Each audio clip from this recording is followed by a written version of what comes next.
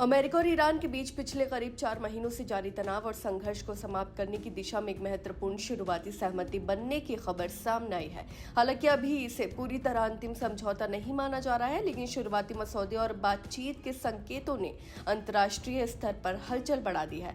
इससे संभावित समझौते के कई बिंदु ईरान के लिए बड़ी राहत लेकर आते दिखाई दे रहे हैं। वहीं रिपोर्ट्स के मुताबिक 14 सूत्रीय एक प्रस्तावित ढांचे पर चर्चा हुई है, जिसमें अमेरिका और उसके सहयोगी देशों द्वारा ईरान को आर्थिक और रणनीतिक स्तर पर राहत देने की बात शामिल है।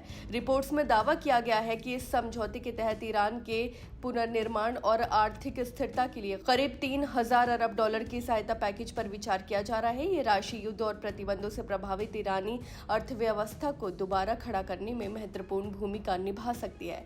इसके अलावा ये भी कहा गया है कि विदेशों में फंसे ईरान के लगभग 24 अरब डॉलर के फंड को भी चरणबद्ध तरीके से जारी किया जा सकता है। रिपोर्ट के मुताबिक इन वित्तीय राहतों का कुछ हिस्सा अंतिम बातचीत शुरू होने से पहले ही ईरान को दिए जाने की संभावना जताई जा रही है, वहीं जिससे बातचीत के माहौल को सकारात्मक बनाने की कोशिश की जाएगी। वहीं प्रस्तावित मसौदे में ईरान के तेल और ऊर्जा क्षेत्र पर लगे प्रतिबंधों को हटाने की बात भी शामिल है। अगर ऐसा होता है तो ईरान वैश्विक बाजार में फिर से बड़े पैमाने पर तेल निर्यात कर सकेगा, जिससे उसकी आय में तेज बढ़ोतरी होने की उम्मीद है। ये कदम अंतर्राष्ट्रीय ऊर्जा बाजार पर भी असर डाल सकता है, क्योंकि ईरान एक प्रमुख तेल उत्पादक देश है। वहीं इससे बीच यूरोप के प्रमुख देशों ब्रिटेन, फ्रांस, जर्मनी और इटली ने भी संकेत दिया है कि यदि ईरान अपने परमाणु कार्यक्रम को लेकर तय शर्तों और सीमाओं का पालन करता है तो वो भी उस पर लगे प्रतिबंधों में ढील देने के पक्ष में हो सकते हैं।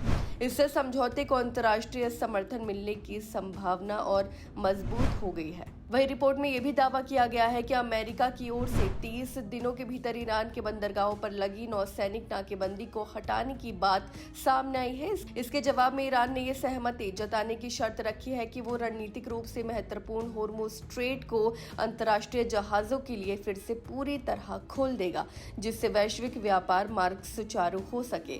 वही प्रस्तावित ढांचे में यह भी शामिल है कि अमेरिका ईरान के आंतरिक मामलों में हस्तक्षेप नहीं करेगा, उसकी सैन्य मौजूदगी को और अधिक नहीं बढ़ाएगा और बातचीत की प्रक्रिया के दौरान नए प्रतिबंध लगाने से परहेज करेगा।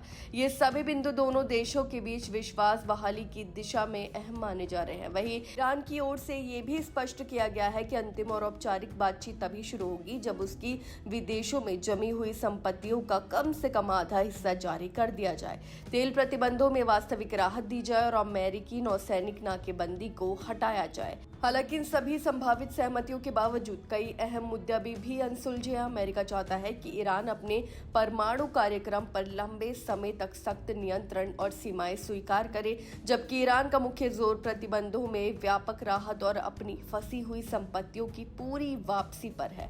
इन्हीं मतभेदों के कारण आने वाले 60 दिन दोनों देशों के लिए बेहद महत्वपूर्ण माने जा रहे हैं, क्योंकि इसी अवधि में ये तय होगा कि ये प्रारंभिक सहमति एक अस्थायी शांति समझौते में बदल पाती है या नहीं।